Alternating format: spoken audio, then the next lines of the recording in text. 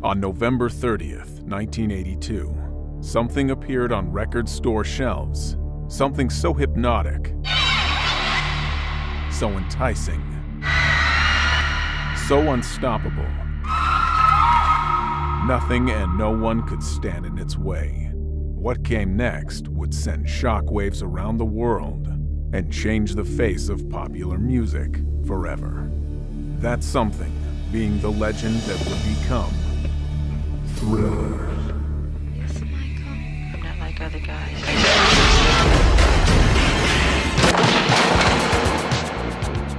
Michael Jackson's single that is currently #1 on the rhythm and blues and pop single charts. Jackson is also the first singer ever to have an album and a single in first place on both charts.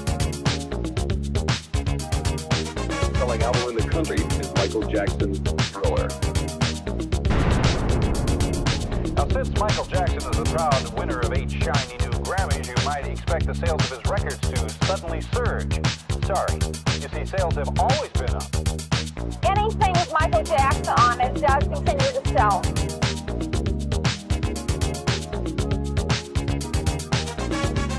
I love you, Michael Jackson.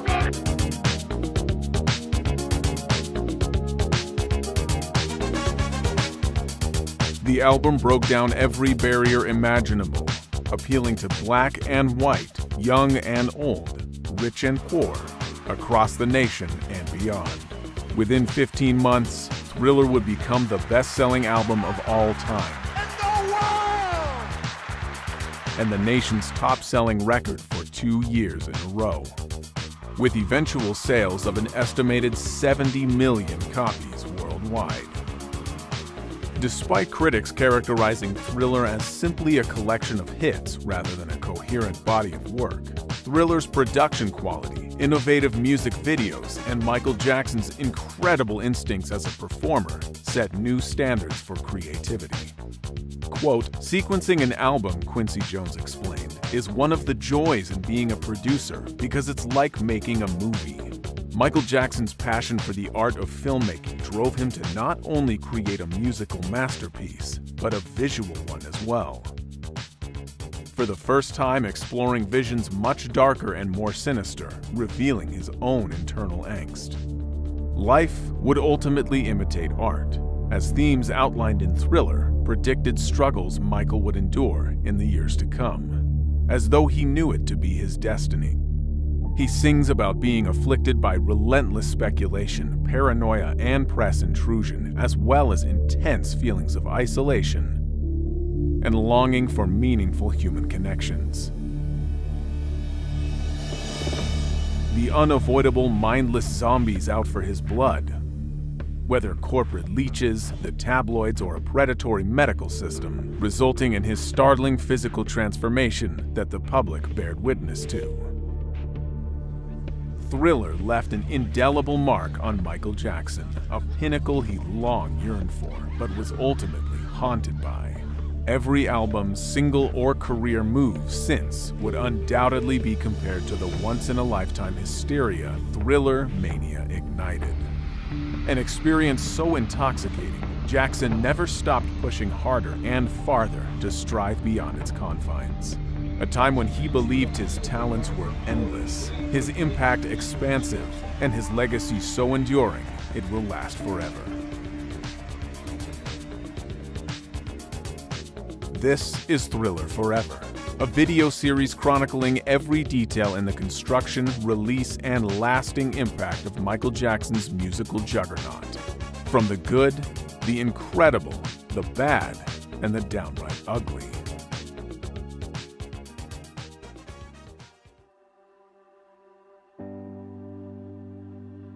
To understand the motivations behind Thriller, we must first get to grips with the context of its recording and Michael Jackson's career thus far. At 23 years old, he was already a veteran of showbiz, having been a star since the early 1970s. He, with his brothers, achieved an incredible run of crossover hits as the Jackson 5, which was followed by Michael's massive solo success with 1979's Off the Wall. The album, the first to be produced by Quincy Jones, achieved a music industry milestone with 4 top 10 hits, earning Jackson a Grammy for Best R&B Male Vocal Performance for its lead single, Don't Stop Till You Get Enough. Having sold over 8 million copies by 1982, Off the Wall was the best-selling album by a black artist up until that point. Beyond his early Motown child stardom, Jackson had now proven himself as a vibrant solo artist with his disco-defying breakout. However, despite these achievements, Jackson was surprisingly disappointed by the record's outcome, both critically and commercially. After Off the Wall, Michael Jackson experienced a transitional period, a time of increased independence. Soon hiring John Branca, Michael told the entertainment lawyer that he needed to be the biggest and the wealthiest star in show business. He expressed how upset he was about his perceived underperformance of Off the Wall, feeling it deserved the Grammy Award for Record of the Year. From Michael's standpoint, he and Quincy Jones produced one hell of an album, and all he got in return was a token from the Grammy voters, who still saw him as that cute little kid with the great moves on The Ed Sullivan Show.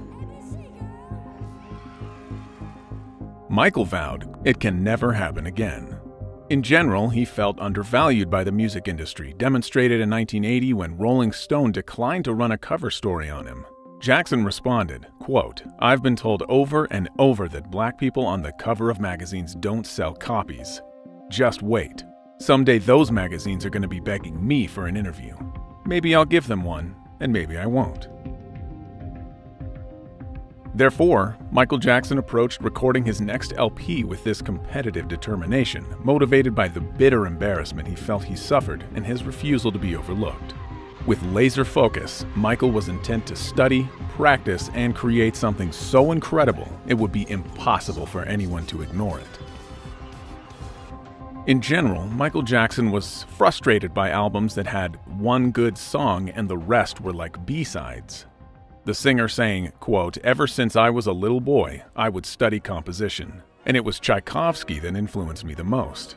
If you take an album like the Nutcracker Suite, every song is a killer, every one. So I said to myself, why can't there be a pop album where every song is a killer?" With his next record, Jackson wanted to continue to push his creative capabilities. The United States was in the midst of a deep recession with the unemployment reaching a 4-decade high. Record sales had been declining since the late 1970s. Disco had faded without anything really to replace it. New Wave and MTV were only in its infancy, and the top 40 radio had all but died, as stale classic rock dominated the airwaves. As the New York Times put it, quote, "There had never been a bleaker year for pop than 1982. The music industry needed a radical shakeup, and for it to have been delivered into record stores yesterday. Therefore, on the first day of recording, producer Quincy Jones walked into Westlake Studios in Los Angeles and said, quote, "Okay guys, we're here to save the recorded music industry." To accomplish this, one of their priorities was to balance the album's various genres and forms between R&B, pop, rock, disco, funk, and ballads, producing an album that wouldn't be restricted by racially drawn classification of genre or radio play. As in the early 1980s, radio was still largely segregated, adhering to narrow programming based on racialized genres. Jackson and Jones reviewed hundreds of song demos, listening to each one to see if it had the qualities they were looking for. Jones referred to this process as, quote, "Polaroids." Each potential song was held up to see how it fit in with their pre-existing material and if it met their exacting standards. Quote, "I called Michael Smelly because when he liked a piece of music or a certain beat, instead of calling it funky, he'd call it smelly jelly.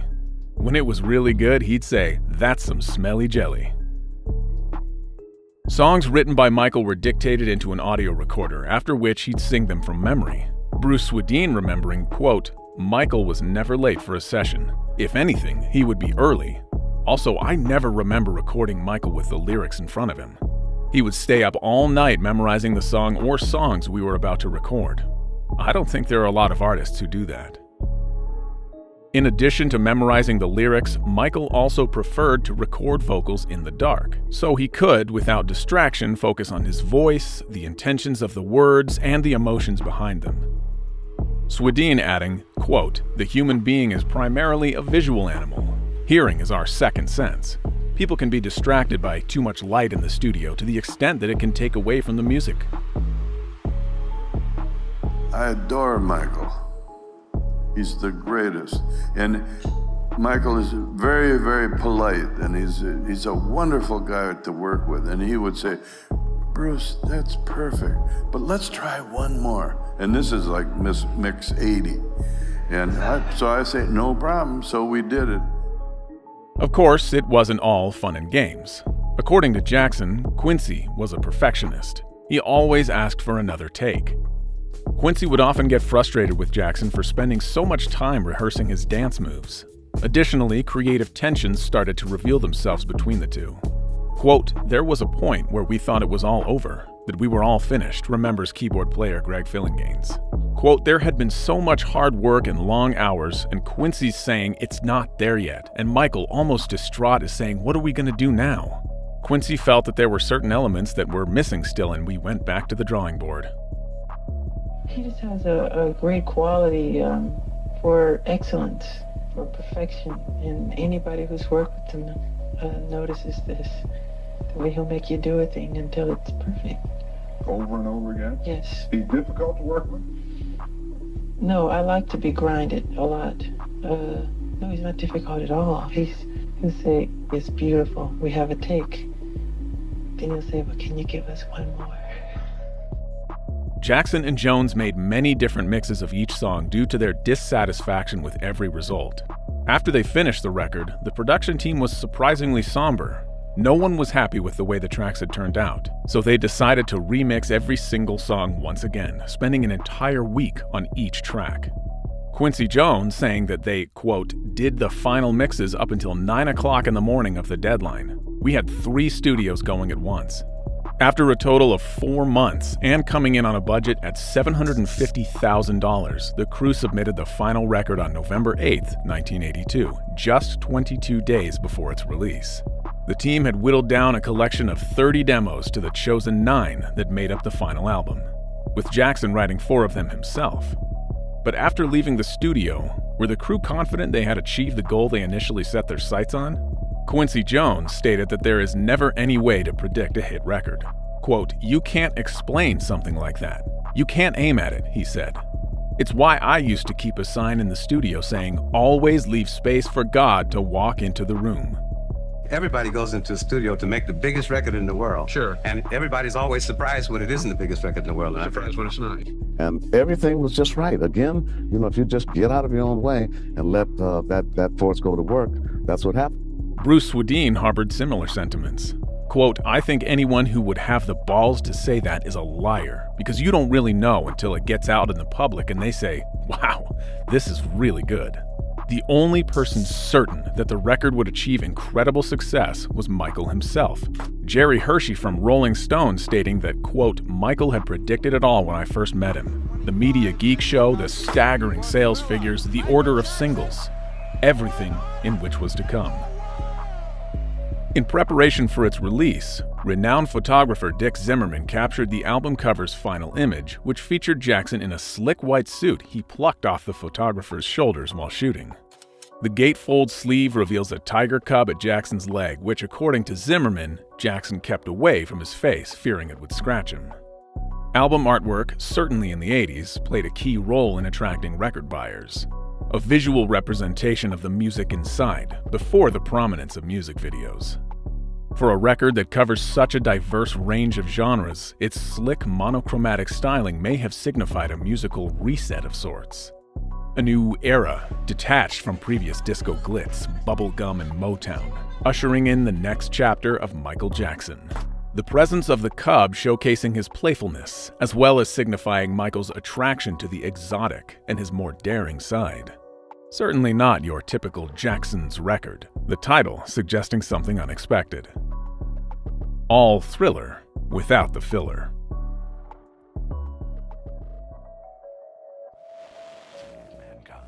The public's first hint of a new era of Michael Jackson came with the release of its lead single, a playful track he wrote and sang with ex-Beatle Paul McCartney, "The Girl Is Mine." The singer's first credited collaboration came about after Jackson and Quincy Jones visited McCartney at his ranch in Tucson, Arizona, spending a couple of days rehearsing and indulging in the musician's shared obsession with cartoons.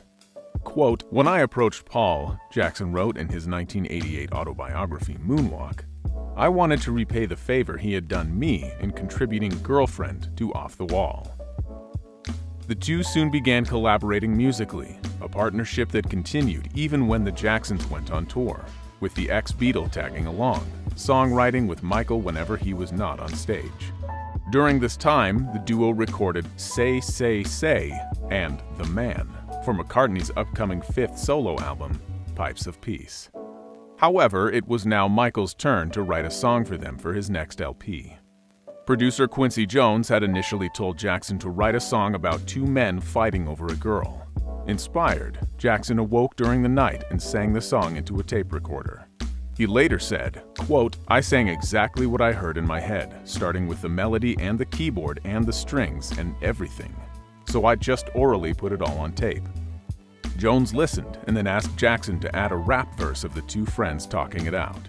Quote, "We're fighting over this girl in the song," Jackson said, and it came out beautifully. The Superstar Duet was the first track recorded for Michael's new album at Westlake Studios, Los Angeles, from April 14th to the 16th, 1982. The session became a spectacle in itself, attracting press attention even before a single release date had been announced. Toto guitarist Steve Lukather, who had gotten a call from Jackson himself to play on several songs, vividly recalls, quote, "The McCartney duet was really insane," he said.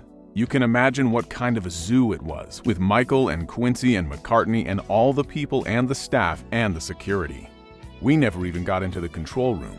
Beatles producer George Martin and Beatles engineer Jeff Emmerich were there, Dick Clark. It was so intense." Despite the chaos and the distractions while recording, engineer Bruce Swedien only had fond memories of the session. Quote, "Paul was such a gentleman. He came to the studio prepared. Linda McCartney was with him and we had a fabulous time." Michael Jackson even said that the recording of The Girl Is Mine was one of his most enjoyable moments in the studio. Reminiscing, quote, "Of all of my recordings as a solo artist, my favorite is probably The Girl Is Mine, because working with Paul McCartney was pretty exciting and we just literally had fun. It was like lots of kibitzing and playing and throwing stuff at each other and making jokes. We actually recorded the instrumental track and the vocals pretty much live at the same time." And Michael and I were both up for working together, and it was very professionally handled, so that all it really needed was for us to get out there and perform and have a good time. But with Michael, it's not really work. It's just, it's more like play, It's just like when you start off in the business or with a group and so they say, well, we play together. It's the word you use with music, isn't it? He plays. But what does he do for a living? He plays. And in this instance, that's all it was, really. We were just playing around.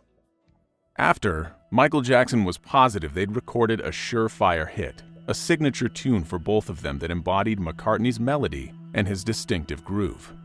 Dick Clark commenting, quote, "Even during rehearsals of the tune, you knew it was going to be a hit. I could tell from the level of excitement in the place the creative partnership was bound to be magic. And you know what? That's exactly what Michael Jackson says entertainment is. Magic." McCartney, however, expressed some trepidation about the song's bubblegum feel.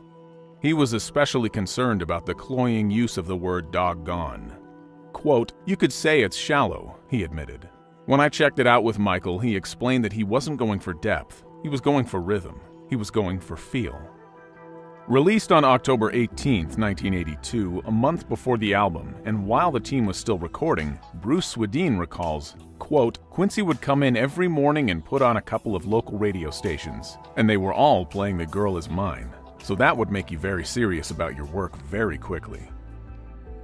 The single's cover photograph was taken by McCartney's wife, Linda, and while the sweet enough middle-of-the-road song was charming, one thing was certain. This wasn't the Don't Stop Till You Get Enough Part 2 many were expecting. But for Michael, the breezy radio-friendly tune was the obvious first single, especially after McCartney achieved a hit duet with Stevie Wonder, Ebony and Ivory, earlier that year. later writing that, quote, "We really didn't have much choice.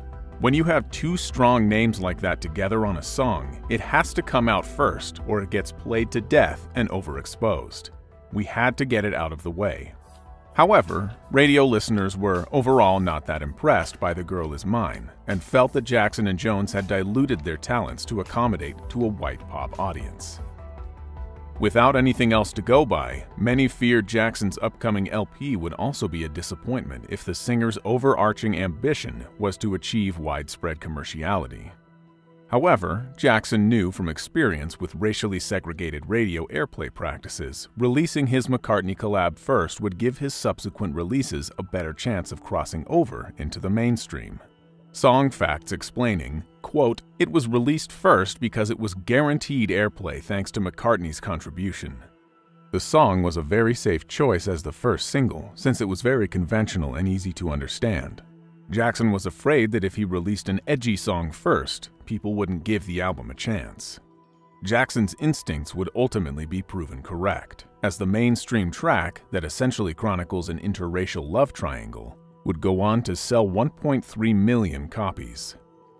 The Girl Is Mine kicking off a string of chart success for Jackson, making it to number 2 on Billboard and all the way to number 1 on the R&B singles chart, the first time a Beatle topped the R&B list.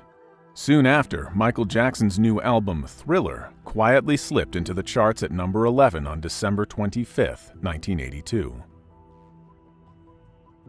When compared to its lead single, the listeners were stunned by what they were confronted with as the album's opening track, instantly silencing those who believed Jackson may have lost his edge. 3 ricocheting drum beats kick off the frenetic opener, appropriately titled "Wanna Be Startin' Something." Its driving beat and hypnotic bass made it the closest thing on Thriller to Michael's previous output.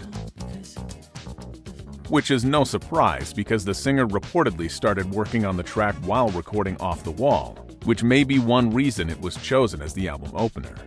There simply wasn't a genre for a song like this in 1982. It wasn't disco. It wasn't funk. It wasn't R&B. It wasn't new wave. It was something new. A song so wild and energetic, it nearly bursts at the seams. Michael Jackson is in high-energy mode, nimbly and clearly enunciating the onrushing lyrics that varies from astonishment to righteous frustration. Jackson introduces a new tone that would soon become his signature, an edge of fear and paranoia. Unlike previous releases that centered on innocent crushes and dancing all night long, he, for the first time, depicts something darker and more insidious. A world hungry for idle gossip that feasts on rumor and innuendo.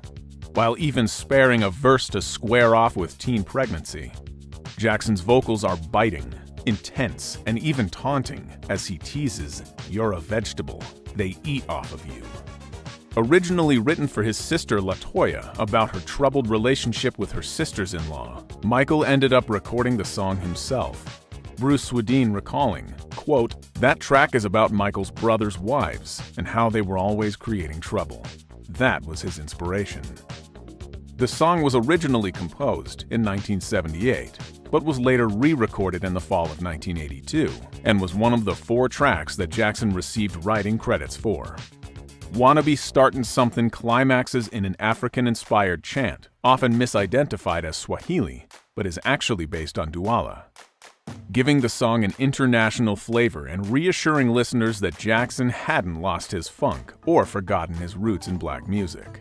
Journalist Nelson George writing that when the Jackson 5 traveled to Senegal in 1973, the experience had a profound effect on a teenage Michael Jackson. George quotes Jackson as saying, quote, "I don't want the blacks to ever forget that this is where we come from and where our music comes from. I want us to remember." A slight variation on Cameroonian saxophonist Manu Dibango's 1972 proto-disco hit, Soul Makossa. Quote, "Michael heard that, and he liked it," recalled Quincy Jones. "I said, 'Michael, that's Manu Dibango's record,' and he said, 'But I need it.' This was the sound of a new pop renaissance. It had no borders. It was a sonic carnival, perfectly capturing the diversity, fusion and velocity of a new era. Well, I know that Michael would have a little, it wasn't a dictaphone, a little cassette. He would, and you know, he would, I think, work out some things with that little move. You know, he was something else. He was able to create what he needed. When released as a single, reviews for the track were positive. Christopher Connolly, writing for Rolling Stone, describing Wanna Be Startin' Something as being, quote, Thriller's most combative track. Connolly noting that in the hyperactive tune, Jackson's, quote, emotions are so raw that the song nearly goes out of control. Cashbox called the song a smash, specifically praising the, quote, danceable groove, superb arrangement, and strange but ultimately uplifting lyrics. Stephen Thomas Erlewine, a writer for AllMusic, described the song as, quote, the freshest funk on the album. Ultimately, Wanna Be Startin' Something was well received by listeners and charted around the world, receiving an award nomination for Best R&B Song at the 1984 Grammy Awards. Surprisingly, with the lyrics of Wanna Be Startin' Something, Jackson makes a fleeting reference to the album's upcoming second single, quote, Billie Jean is always talkin' when nobody else is talkin', tellin' lies and rubbin' shoulders, so they called her mouth a motor. This next release would redefine Michael Jackson, the artist, and ignite Thriller's seemingly unstoppable ascent into the history books. As soon as listeners heard the crispness of its opening beat and its straight-to-the-point groove, they knew they were in for something not quite like anything else. If ever there was a quintessential Michael Jackson tune, it would have to be the sonic masterpiece that is Billie Jean. Michael Jackson wrote and recorded the demo in his home studio in Encino, Los Angeles. The premise of the track was his desire to compose something that had a lot of bass. Jackson said of the song, quote, a musician knows hit material. It has to feel right. Everything has to feel in place. It fulfills you and it makes you feel good. That's how I felt about Billie Jean. I knew it was going to be big while I was writing it. Michael Jackson would go on to recall that he was so absorbed in the writing of the song, he was riding down the Ventura freeway and didn't realize his car had set ablaze. Quote, we were getting off the freeway when a kid on a motorcycle pulls up to us and says, your car is on fire. Suddenly we noticed the smoke and pulled over, and the whole bottom of the Rolls Royce was on fire. I was so absorbed by this tune floating in my head that I didn't even focus on the awful possibilities until later. Once at Westlake Studios, Jones had Jackson sing over dubs through a 6-foot cardboard tube and brought in jazz saxophonist Tom Scott to play the Lyricon. When engineer Bruce Swedien was putting together the string section, he was aiming for a classical feel instead of a pop sound. He said, quote, I don't think there are any basses on those strings, but it was violin, viola, and cellos, and it was absolutely classical in the approach. Swedien ended up mixing the song 91 times, which was unusual for him. The mixes grew progressively worse, and Jones asked Swedien to listen again to the second mix, which was much better. Therefore, the second mix became the final version. Quote, there aren't many pieces of music where you can hear the first 3 or 4 notes of the drums and immediately tell what piece of music it is. But I think that is the case with Billie Jean, Swedien reflected. While recording Billie Jean, Michael Jackson and his producer Quincy Jones constantly fought over the track. Some reports stating that Jones felt it was too weak to be included on the album, a claim the music producer has since denied. We told him what songs he was going to sing. The producer has to do that, you know. You don't ask him what songs we're going to sing. And that this whole fallacy about me not liking Billie Jean is a lie. It is. It's some lie that started somewhere, because anybody could hear that record's a smash. And also, I know where it came from. However, Jones did dislike the demo, nor did he care for the bass line, wanting to cut its 29-second introduction. But Jackson insisted that it be kept. According to Jones, quote, the intro to Billie Jean was so long you could shave during it. I said we had to get to the melody sooner. But Michael said that was what made him want to dance. And when Michael Jackson says something makes him want to dance, you don't argue. So he won. Quincy Jones also wasn't keen on the track's title, wanting to change it to Not My Lover, as he believed that audiences might mistakenly think the song was referring to tennis star Billie Jean King. However, Jackson refused to change the title and asked Jones to give him co-producing credit for the track, as he felt that the finished product sounded very close to his demo. In addition, the singer requested extra royalties, but Jones granted him neither, and the two fell out over it for several days. According to Jones, Jackson stole Billie Jean's instantly recognizable beat from State of Independence, a track Jones produced for Donna Summer and that Jackson sung backing vocals on. According to songwriter John Anderson, quote, "They took the riff and made it funky for Billie Jean, so that's kind of cool, that cross-pollination in music." However, according to Daryl Hall of Hall & Oates, Jackson told him that the Billie Jean groove was in fact lifted from their 1981 track, "I Can't Go For That, No Can Do." Hall telling the former child star, quote, "Oh Michael, what do I care? You did it very differently." That being said, both accounts remain unconfirmed.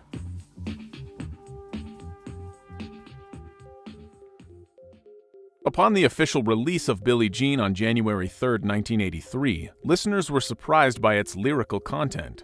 These were emotions no one had ever heard from the former boy wonder. Quote, "I figured that he was making a conscious effort to change his image," Michael's mother Catherine revealing. "I think he felt that his image had become too safe." For the first time, Jackson lifts the lid on the realities of fame, and that despite the public's preconceptions, it has its darker side. A cautionary tale to, quote, "Be careful of what you do, because the lie becomes the truth." Billie Jean delves into themes of suspicion, rumor, and the perils of stardom. Recounting the story of a woman named Billie Jean who seduces the narrator, then claims that they have fathered her child, and despite his emphatic denials, continues to insist on his responsibility, causing immeasurable turmoil in his life. Michael Jackson stating, quote, "This track was really personal." The singer's inspiration coming from the groupies he and his brothers encountered during their time performing as the Jackson 5. These groupies would linger around backstage doors, forming relationships with any band members that came to town. Encounters that continued, as demonstrated when Michael was at his home in Havenhurst and some girl had snuck over the wall. His producer Quincy Jones said that Jackson found the woman one day lounging by his pool with a bathing suit and sunglasses on. According to Jones, she accused Jackson of being the father of her child, which Jones thought was hilarious. However, the track's true inspiration was really rooted in a far more sinister experience that he didn't feel comfortable revealing to his closest collaborators, not even Quincy Jones. When Jerry Hershey of Rolling Stone noticed a snapshot tucked into a picture frame in Jackson's dining room, he acknowledged the image was of the real Billie Jean. Hershey described her as a, quote, "black teenager of average countenance, posing, most likely, for a high school yearbook." The genesis of Billie Jean had in fact stemmed from letters Jackson received in 1981 from a woman asserting that he was the father of one of her twins. Jackson regularly received such claims, despite never meeting these women, and therefore would usually just ignore them. However, she persisted, professing her love and desire to be with him, and questioning how he could ignore his own flesh and blood. These letters troubled Jackson to the point of causing him continuous nightmares.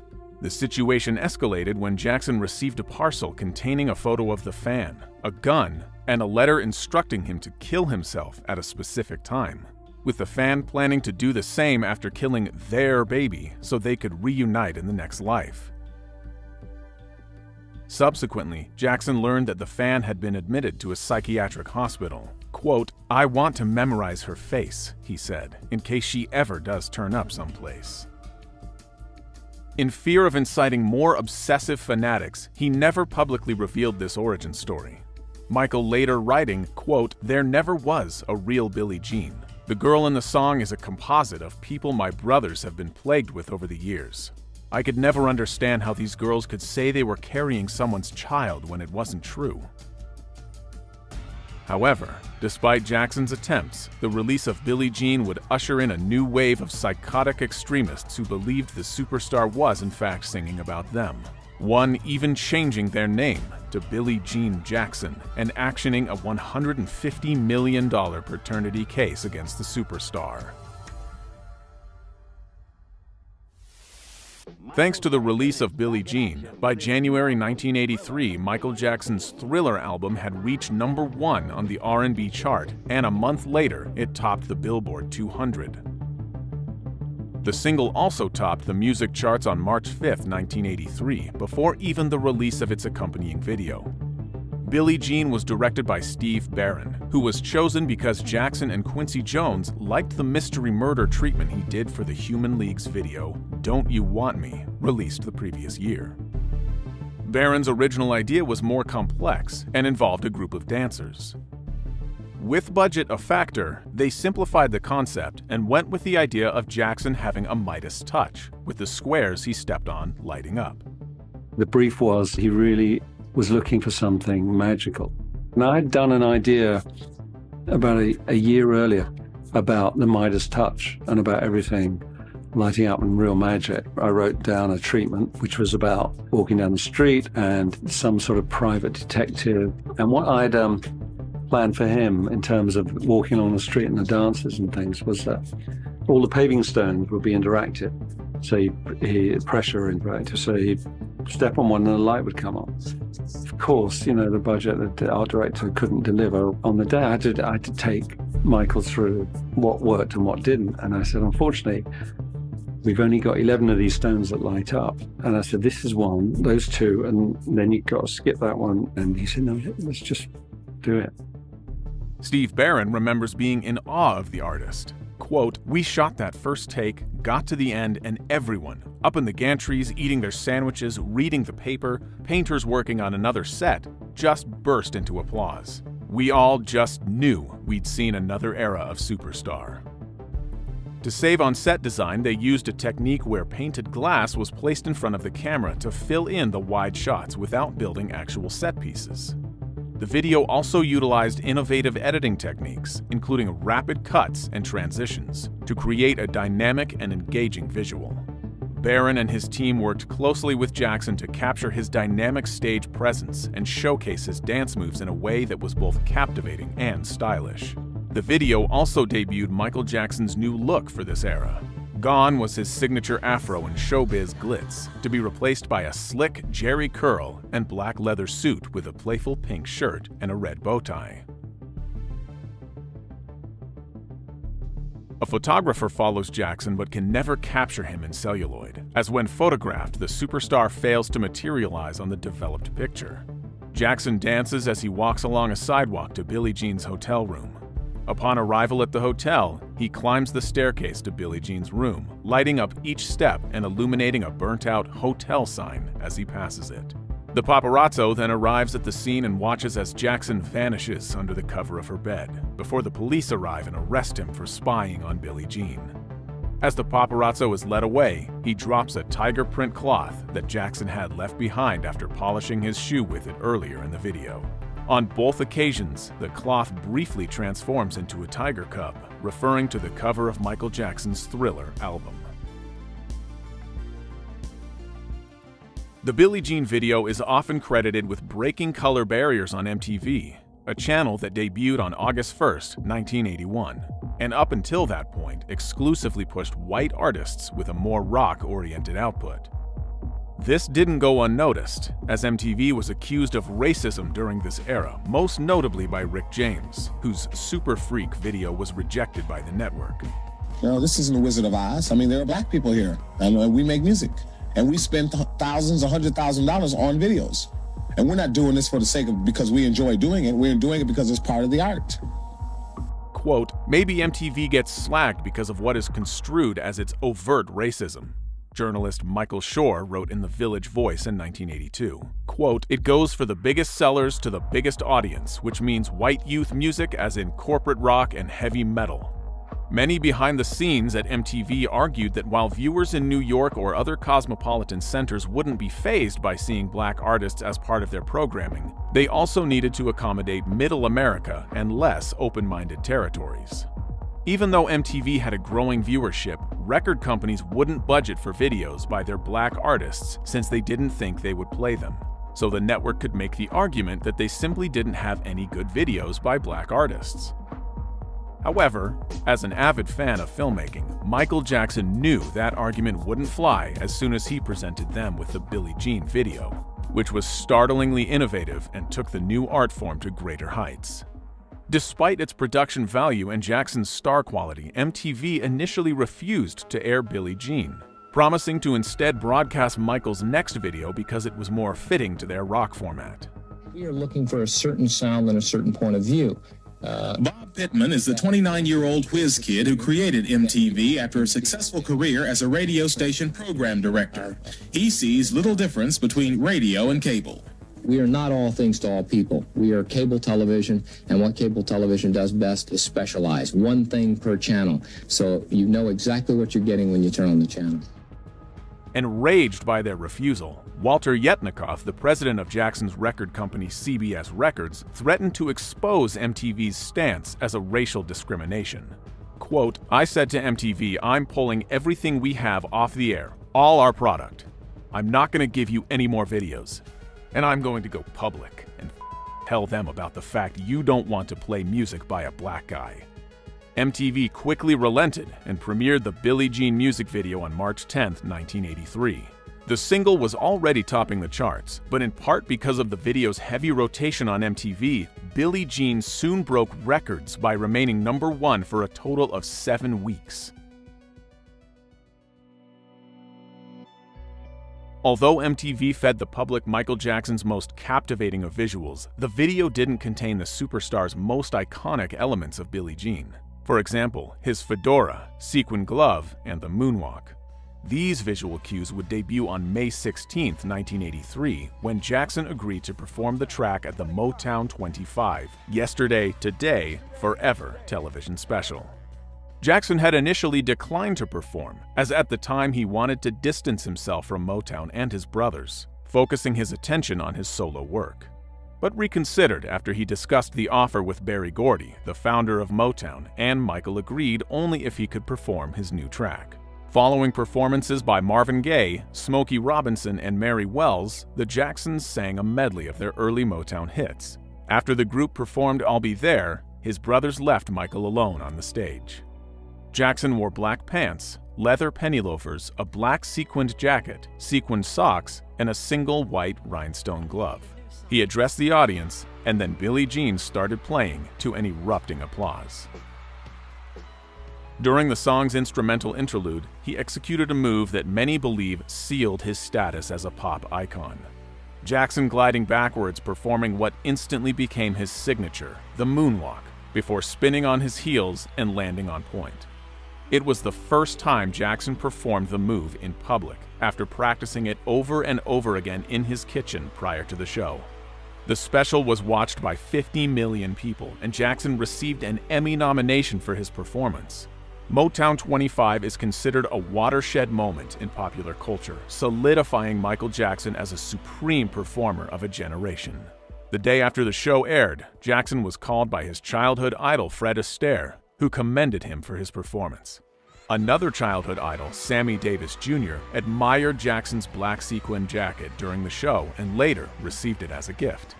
Despite the show's success, Michael was surprisingly dissatisfied with his performance. After getting off stage, he cried due to being unhappy with his spin and toe stand, as he wanted it to last longer. However, the gloved one was comforted by a kid that ran up to him after the show and emphatically praised his moves, taking solace in the belief that children are often your most honest critics. As a result of this performance, Jackson reached a new audience and increased sales of Thriller, soon selling as much as 1 million copies a week, becoming the first artist ever to have an album and single in top position on the Billboard charts at the same time. In 1984, Billie Jean would be awarded honors including 2 Grammy Awards and an American Music Award. Certified Diamond, a Billboard poll named the tune as Black Single of the Decade, with many considering Billie Jean as one of the greatest songs of all time.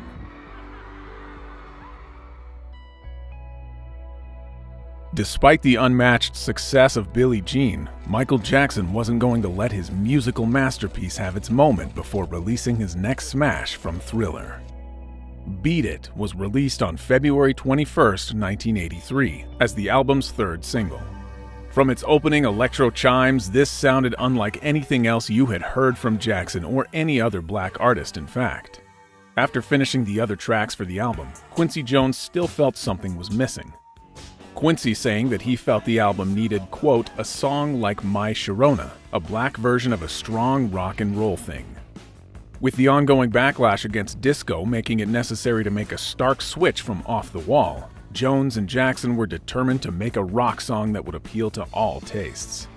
Michael Jackson writing that, quote, I had been thinking I wanted to write the type of rock song that I would go out and buy, but also something totally different from the rock music I was hearing on Top 40 radio. The result was harder, grittier, rawer than anything Michael Jackson had embarked on before. Gone was the softness and sweetness that usually characterized his vocals, replaced by a more defiant and challenging delivery that is razor sharp. Jones saying, quote, we were very conscious of wanting a white rock and roll groove, and when Smelly wrote Beat It, we knew he'd come up with the nitroglycerin. Quincy spent weeks looking for a suitable guitarist for the song. Eventually, they found Steve Lukather of Toto to play the rhythm guitar parts. Lukather was working on the track when he heard that an Eddie Van Halen guitar solo was also going to feature. Quote, when they told me Eddie was playing on it, and they were trying to do a crossover record, I whipped out the Marshalls and did a wall of sound, he said. Quincy sent that back and said, quote, the guitars are too heavy. They'll never play this on R&B radio. He goes, I love it, except the guitars are too heavy. I got to get this on R&B radio, pop radio, and rock radio. They wanted me to do this part, and they're standing there, and I did it a couple of times, and Quincy's like, it's not really in the pocket, lay in the pocket a little bit more. And Michael gave me a couple little bit of directions and stuff like that. Let's try it again. And I started doing it. When Michael started dancing around a little bit, I knew I think Quincy's like, that's great. Let's double that part, and blah, blah, blah. And that's the record. Unfamiliar producing rock artists, when Van Halen came in to record his solo, Jones told him, quote, I'm not going to sit here and try to tell you what to play. The reason you're here is because of what you do play. Of course, Eddie Van Halen nailed it in 3 or 4 takes. Engineer Swedeen remembering, quote, that guitar solo is incredible. But I went in there when he was tuning and warming and I left immediately. It was so loud. I would never subject my hearing to that kind of volume level. Eddie Van Halen reminiscing that he did the solo for free as a favor, even though he technically didn't have permission. Quote, the band's policy was we don't do things outside of the band. And everybody was out of town, so I had no one to ask. I swear to God, I figured who's gonna know if I play on this Black Kids record? Myth and rumor surrounded Eddie Van Halen's contribution, one being that a mystery blaze broke out in the control room as he played. Quote, Eddie was playing and the monitor speakers literally caught on fire, recalled songwriter Rob Temperton. The speaker caught fire and we were all thinking, like, this must be really good, this solo. Also, on the final version right before Van Halen's guitar solo begins, a noise is heard that sounds like somebody knocking at a door. It was reported that the knock was a person walking into Van Halen's recording studio. Another story claimed that the sound was simply the musician knocking on his own guitar. However, Jackson performed the knocking sounds himself by striking a drum case. He is even credited on the album as drum case beater. Packed with killer hooks and a strong musical sensibility, Beat It pulls Michael Jackson into an urban world and relays the pressure of a young man needing to prove himself in a tough street environment. Michael takes total command with an impassioned vocal begging young men everywhere to stop the macho craziness inherent in gang life. Motivated by memories of rumbles between rival gangs from the front window of his childhood home in Gary, Indiana. Even after being lifted out of poverty, arriving in Hollywood to become a star at an early age, Jackson continued to grow up in an environment poisoned by toxic masculinity. The same poisonous substance that infects boys who join gangs. His ex-boxer, steelworker father terrorized and whipped him and his brothers regularly. The palpable sense of urgency in Michael's voice as he sings, quote, "Don't want to see no blood, don't be a macho man," can easily be identified as a plea to temper emotions before it goes too far. As though coming from someone who firsthand experienced the trauma of machismo gone wild. However, music critics interpreted Michael's depiction of gang violence as being more rooted in Hollywood spectacle, rather than his experience on mean streets of Gary. Songfacts asserting, quote, his interpretation of two gangs coming together to rumble was based on the celluloid interpretations that he'd seen, specifically West Side Story, which used gangs as musical art. Unsurprisingly, the 1961 musical adaptation was a huge inspiration for Jackson when composing Beat It. Its title lifted from the movie's opening line. Beat it. Its references become even more evident in the track's accompanying music video. News of a fight circulates a diner and pool hall where gang members arrive, and the song begins to play. The camera cuts to Jackson lying on his bed as he contemplates the senseless violence. Jackson then dances his way towards the fight through the same diner and pool hall seen earlier. A knife battle takes place between the two gang leaders in a warehouse until Jackson arrives. He breaks up the fight and launches into a dance routine. Donning a zippered red leather jacket, black pants, white socks, and black loafers, the video ends with Jackson at the center of mass choreography with several synchronized dancers, introducing elements that would soon become his visual trademarks. The second video released for the Thriller album was originally going to be directed by Billie Jean director Steve Barron. But Barron's idea was for Beat It to take place on a ship full of white slaves, with Michael Jackson as the slave master. But even in the early MTV days, that just wasn't going to fly. So the video was written and directed by Bob Giraldi. Jackson asked Giraldi, at the time already an established commercial director, but who had never directed a music video, to come up with a concept for Beat It because he really liked a commercial Giraldi previously directed.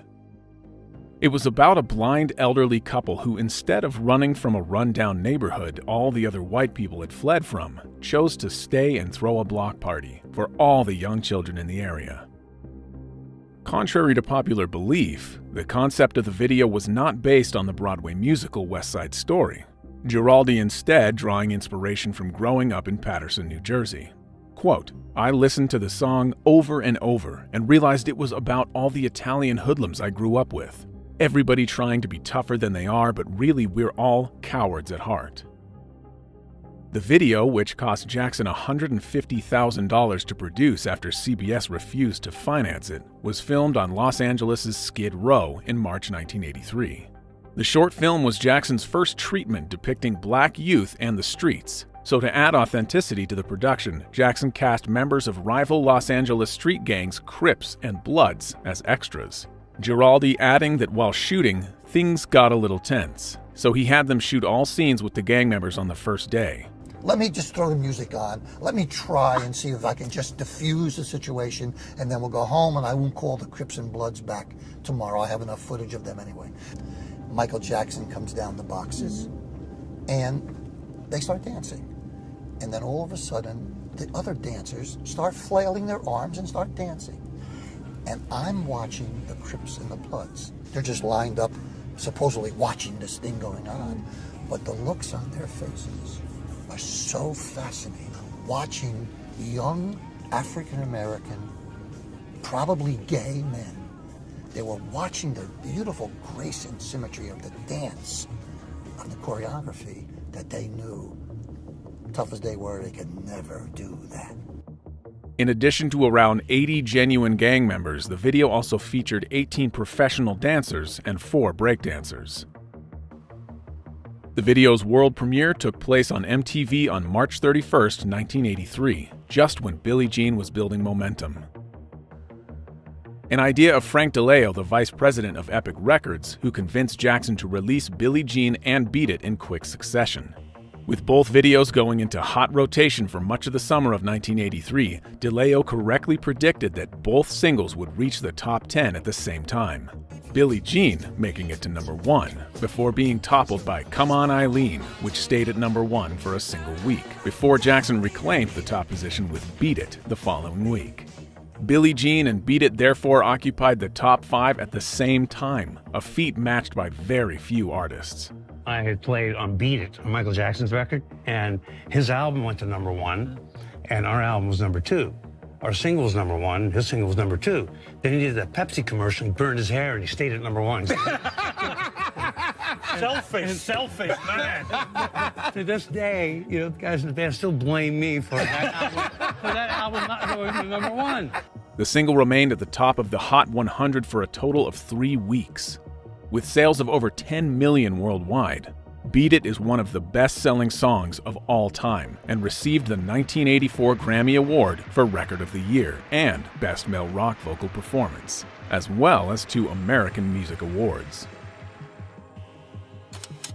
However, Beat It's impact extended far beyond just sales figures, as it decimated segregated radio formats and reshaped the future of pop music. Island Def Jam chairman L.A. Reid remembers being blown away. Quote, "Today we do things called mashups," he said. "Take Linkin Park and Jay-Z and put it together and it's certainly unique, but it's not unusual."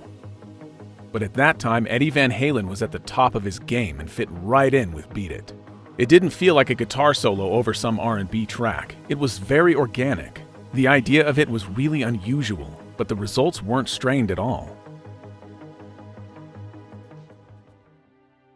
With Thriller's edgier tracks Wanna Be Startin' Something, Billie Jean, and Beat It flooding radio airwaves and populating music charts around the world, Michael Jackson's music revolution was in full effect.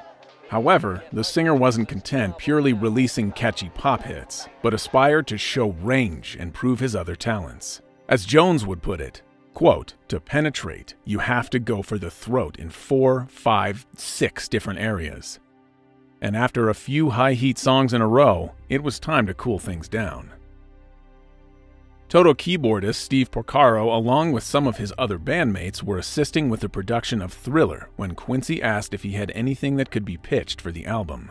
Running low on cassettes, Porcaro used a tape on which he had already recorded a demo called Human Nature, putting songs intended for Quincy Jones on the reverse side and marking on the label as to the side that should be listened to.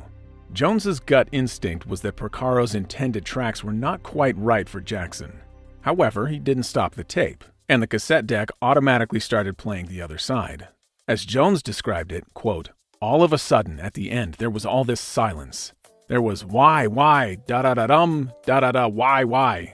Just a dummy lyric and a very skeletal thing. I got goosebumps talking about it. I said this is where we want to go, because it's got such a wonderful flavor." Lyrically, Steve Porcaro's inspiration for Human Nature came to him after a conversation with his daughter after a boy hit her at school. Porcaro comforting her by saying, quote, "He probably likes you, and it's human nature." We had one more mix to do, which was the song Africa. And I stopped by to see Heather on my way to the studio, and she'd had a rough day at school. And yeah,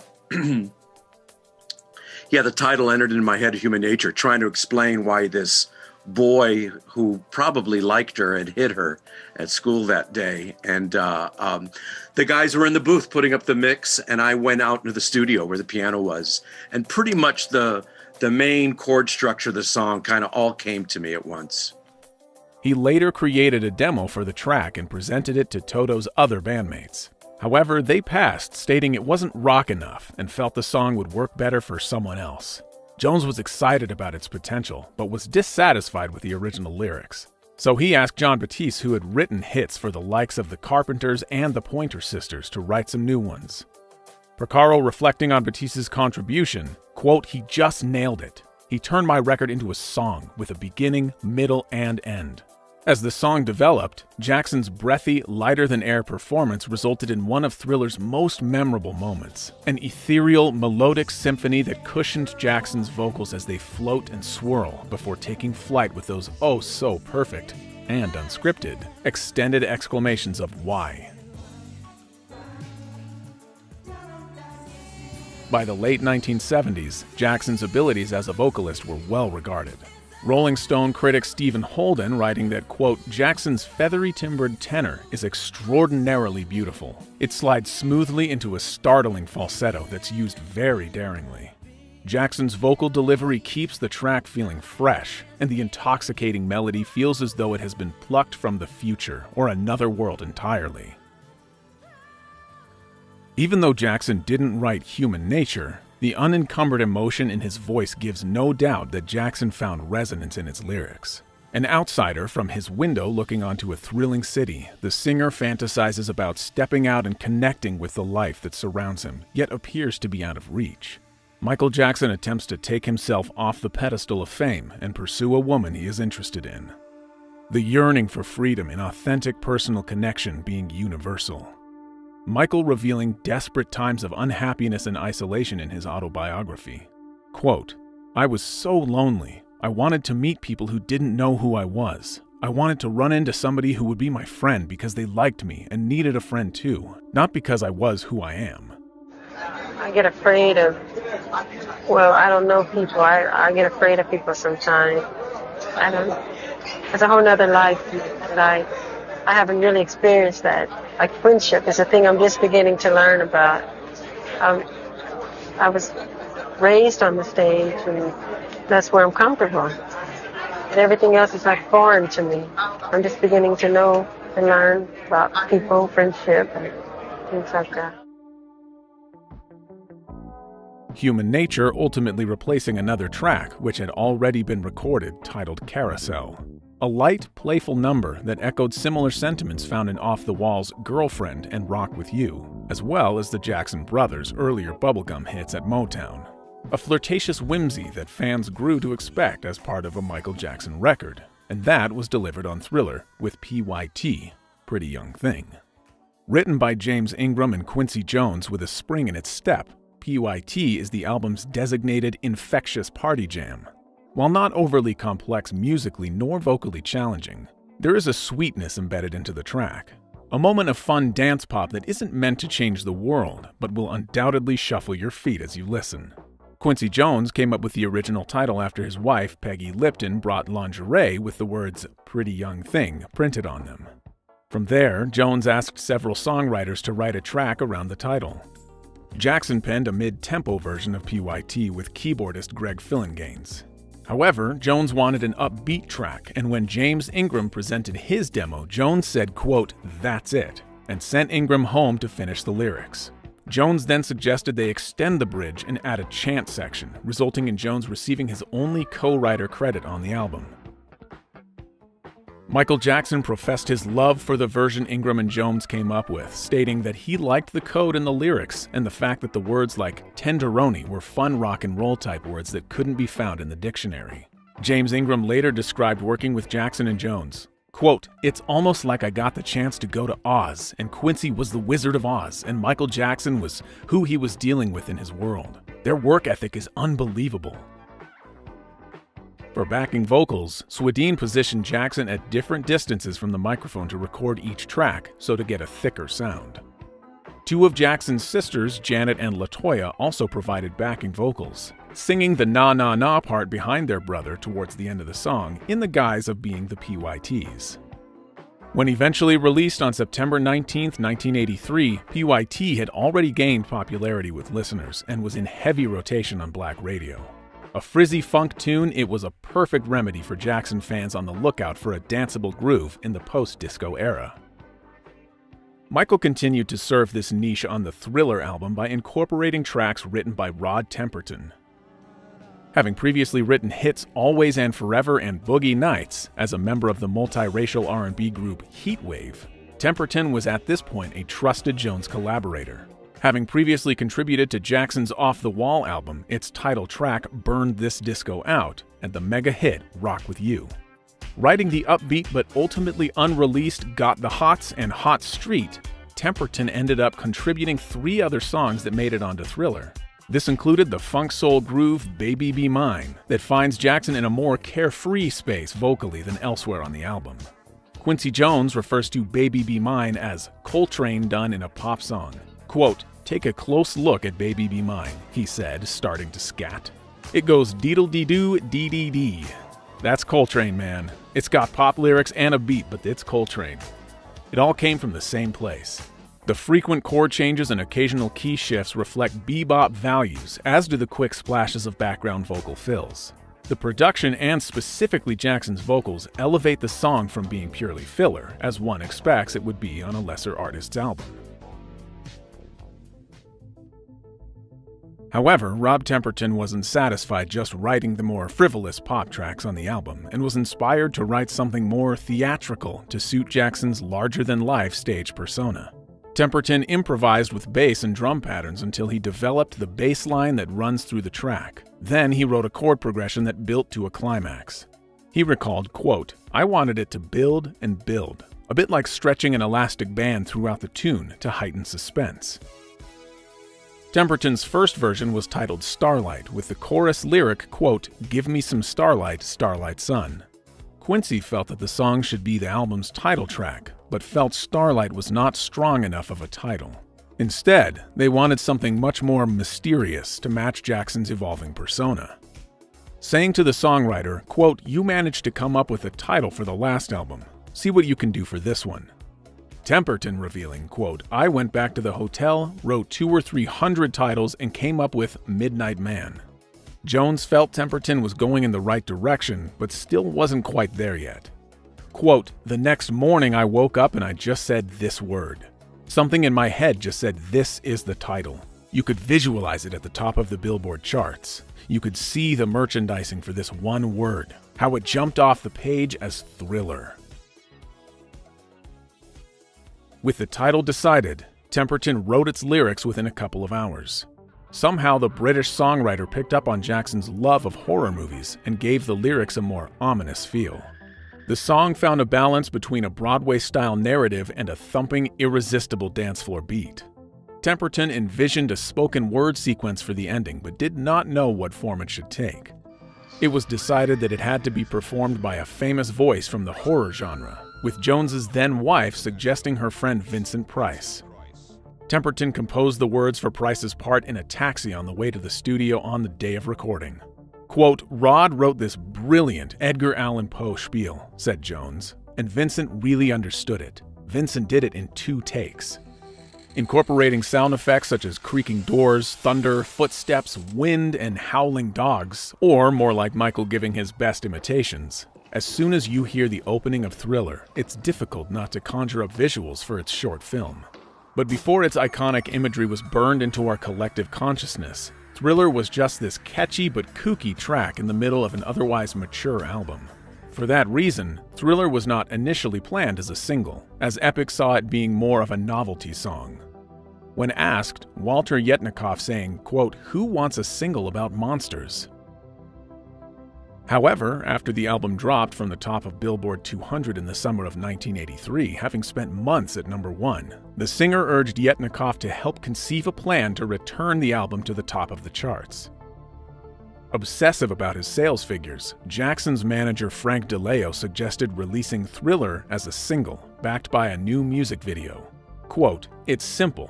All you've got to do is dance, sing, and make it scary." After seeing the 1981 horror film An American Werewolf in London, Jackson contacted its director John Landis. A bold move, as film directors had not worked on music videos before, but Landis was intrigued. I thought, I don't want to do a video. They're commercials to sell records. That's not my interest. And then I thought, well, wait a minute. It'd be fun to shoot a musical number correctly. I had hoped that to exploit his celebrity to bring back the theatrical short. And he was very enthusiastic about it. And I went home and I wrote a script that would be a 2-reeler. And I brought it back and he loved it. He said, though, the only difference was he said, "Can the zombies dance?" Sure. The director suggested they make a theatrical short on 35mm film with the production values of a feature film, rather than a standard music video. With a budget of $500,000, Thriller was going to be a much larger endeavor than any other music video before it. According to the director, when he called Walter Yetnikoff to propose the film, he swore so loudly Landis had to remove the phone from his ear. From the record label's perspective, they had little interest in making another video, believing that the album had already peaked. MTV, who benefited greatly from Jackson's earlier visual output, had a policy of not financing music videos, instead expecting record companies to pay for them in order to promote their artists. With Epic only contributing $100,000, Landis's producer George Folsey Jr. suggested a making of a documentary that, combined with the full-length video, would produce an hour-long film that could be sold to television to help finance its production. When the idea was proposed to networks, Showtime agreed to pay for half its budget, and MTV confirmed they would pay the rest, justifying their expenditure as financing a motion picture and not just a music video. Quote, "I wanted something that would glue you to the set, something you'd want to watch over and over," Michael wrote in his 1988 memoir. "I wanted to be a pioneer in this relatively new medium and make the best short music movies we could make." Thriller was even an event when it was being shot in October 1983. Marlon Brando, Fred Astaire, Rock Hudson, and Jackie Kennedy Onassis all turned up on set, and Eddie Murphy, Prince, and Diana Ross were spotted at its private premiere on the 14th of November. A week later, it was first shown to the public. To be eligible for the Oscars, it needed a week-long theatrical release, so Landis arranged for it to open bizarrely at Disney's Fantasia, at a single cinema in LA, though it was never nominated by the Academy. Then at midnight on 2nd of December, after weeks of trailers and media hype, MTV debuted Thriller to the world. The video opens with a disclaimer stating that Jackson in no way endorses supernatural practices, a decision made to help stem criticism from Michael's Jehovah's Witness faith. In the short film's extended prologue, Michael's moonlit date with his girlfriend, played by model Ola Ray, is cut short when their car breaks down. And while walking to get help, Jackson is transformed into a howling creature and attacks his date. The real Michael and Ola observe the scene in a movie theater and decide to leave after she gets spooked. Michael continues to tease her as they walk through empty streets, and nearby, a horde of zombies rise from their graves, threatening the couple.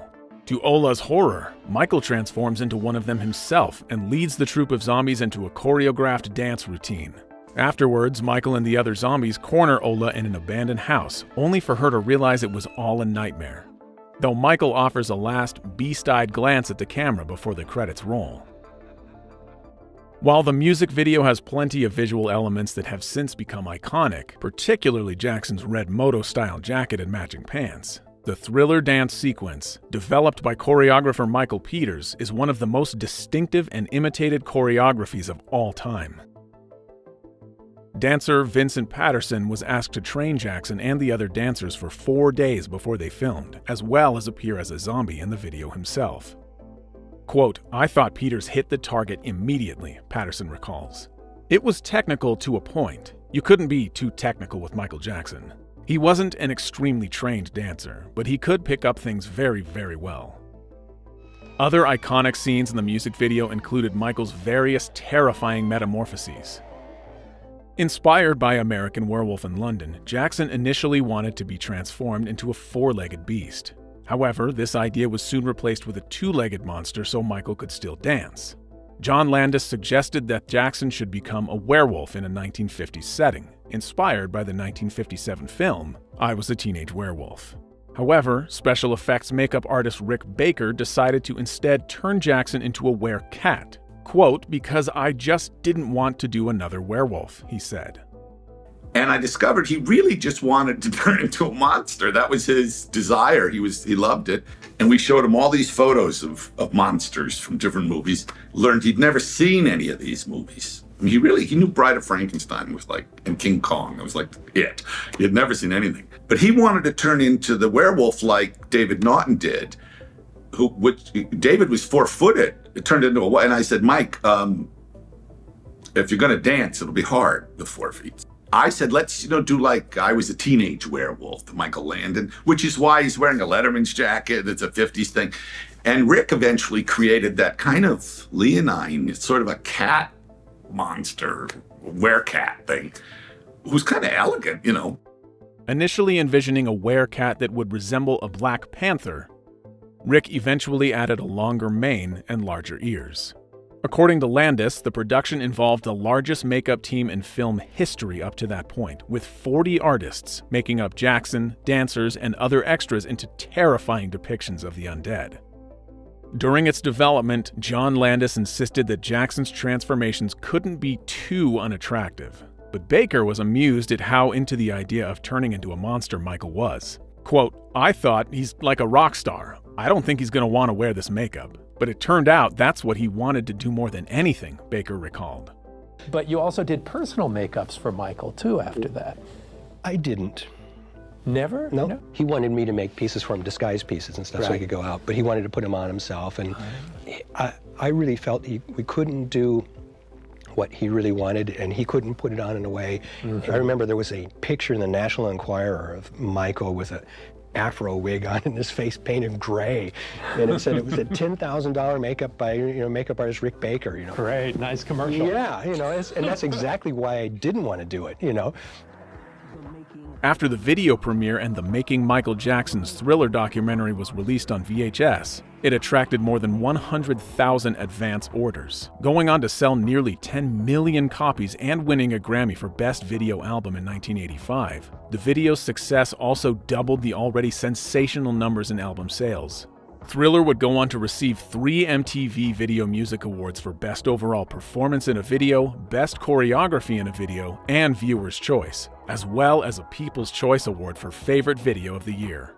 The song had been certified diamond, selling over 10 million units, and Thriller continues to chart every Halloween season, reaching #1 on 3 different Billboard charts the week of November 8, 2023, some 40 years after its initial release.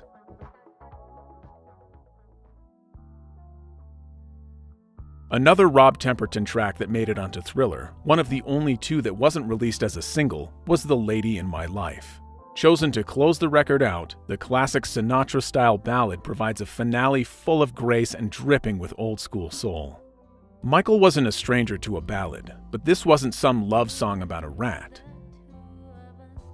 Quincy Jones wanted to challenge Michael to perform something with much more soul and depth to it. The Lady in My Life isn't recounting an innocent crush or the bubbling excitement of a new romance. It's much more mature and committed with its intention. Quote, "We were used to doing a lot of takes in order to get the vocal as nearly perfect as possible, but Quincy wasn't satisfied with my work on that song," Michael Jackson remembered. "Finally, he took me aside late one session and told me he wanted me to beg. That's what he said. He wanted me to go back to the studio and literally beg for it. Therefore, Michael went into the studio and had them turn off the lights and close the curtains so not to feel self-conscious. Quincy started the tape and Jackson begged profusely, and the result is what you can hear on the record today. Described as the closest Jackson has come to crooning a sexy, soulful ballad after his Motown years, The Lady in My Life is another slice of perfect production. Seductive and smooth, the song slowly builds with Jackson's sublimely pure vocals and enticing melodies. Originally recorded with extra verses, timing constraints on vinyl forced the song to be trimmed back. Sacrificed was more than 2 minutes of Jackson's ad-libs in an extended outro that showcases his brilliance as a natural vocalist. Never to be performed live, nor did it receive a video, the track remains a mysterious glimmer of Jackson's undefinable magic. Through the pulsating beats and electrifying melodies of Thriller, Michael Jackson truly transcended the boundaries of music to create a timeless masterpiece that still resonates with audiences across the globe. Its success gave Jackson an unprecedented level of cultural power never previously achieved by a black artist, leading him to being honored by the president at the White House as the most significant entertainer of a generation. Thriller was the first album to spend 37 non-consecutive weeks at #1 on the Billboard 200, conquering the Grammys in 1984, winning a record-breaking 8 awards including Album of the Year, a space and time when Jackson's unparalleled talent and creative vision single-handedly ignited a revolution in music, forever altering the landscape of popular culture. Greatness that cannot be replicated ever again in quite the same way, but can still inspire those brave enough to meet the standard Michael Jackson set all those years ago, whether yesterday, today, or forevermore.